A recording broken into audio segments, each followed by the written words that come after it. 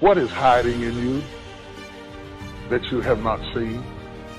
What strength are you underutilizing that you're letting that weak thing whip you like that? How long will you live without knowing what you've got? If you know who you are, then you know who you are not. If you don't know who you are, somebody can ascribe any identity onto you and you will morph into whatever they want you to be. And that's what has happened with a whole lot of us. Some of us have been 10 or 12 different people depending upon who we were with, because we don't know who we are. We become whoever they want us to be. And then when they leave us, we are confused because we have no real understanding. We like to think that life comes to us in courses, but it does not. In reality, sometimes you got tennis shoes and they all hit you in the same weekend. You may not like what you're going through. You may be stressed and overwhelmed. You may not be comfortable with your situation, but you got what it takes. What do you do when life does not seem fair? How do you deal with it when it is not what you expected? When you find yourself with mighty visions and mighty goals dealing with people of mediocrity? You won't make it out of this storm. You will survive this attack.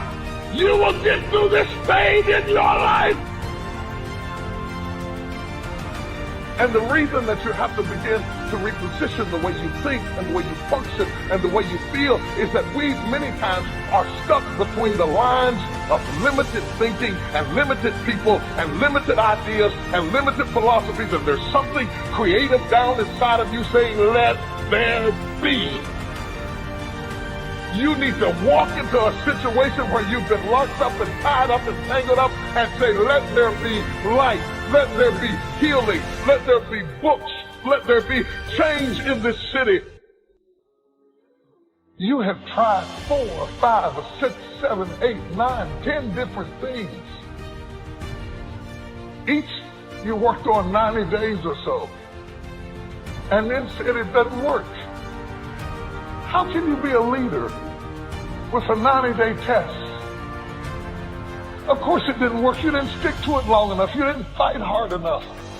You didn't do what it took to win, and rather than to correct it and get it right, you walked away from it and tried something else, and for the last 10, 15 years of your life, you've been on the run from one thing to the next thing to the next thing, trying to make all this stuff work. Stop it.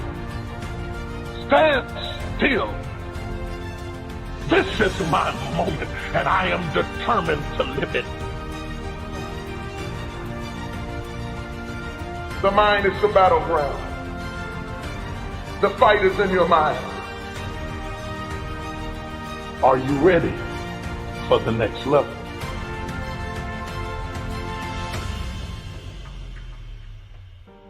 What are you going to do with the time you have left?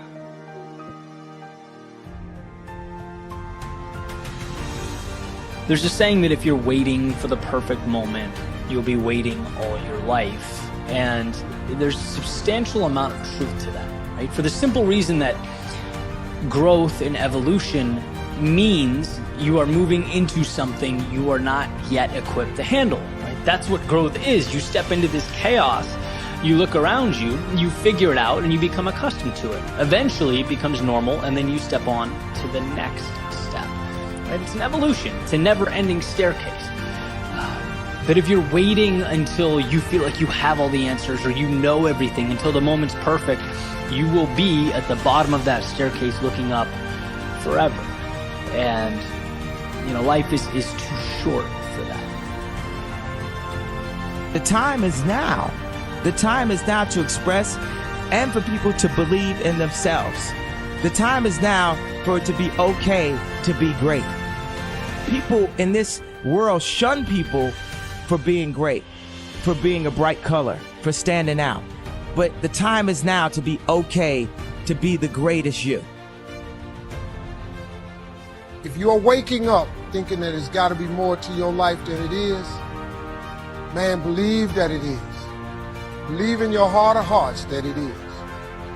But to get to that life, you're going to have to jump. Now, I'll tell you why I call it jumping.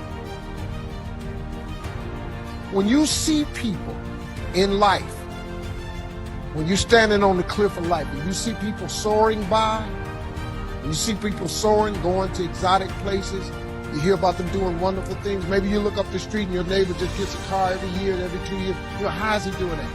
Have you ever thought, maybe this person right here has identified their gift and is living in their gift?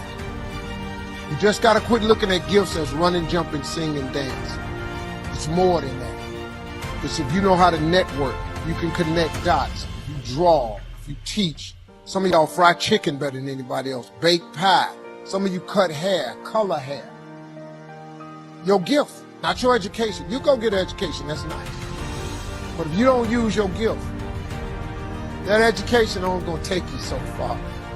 I know a lot of people got degrees, man, think they ain't even using it. It's your gift. But the only way for you to soar is you got to jump. You got to take that gift that's packed away on your back.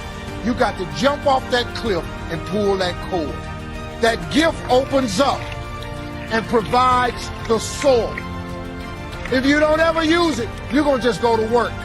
And if you're getting up going to work on a job every day that you hate going to, that ain't living, man. You just existed. At one point in time, you ought to see what living's like. But the only way to see what living like, you got to jump.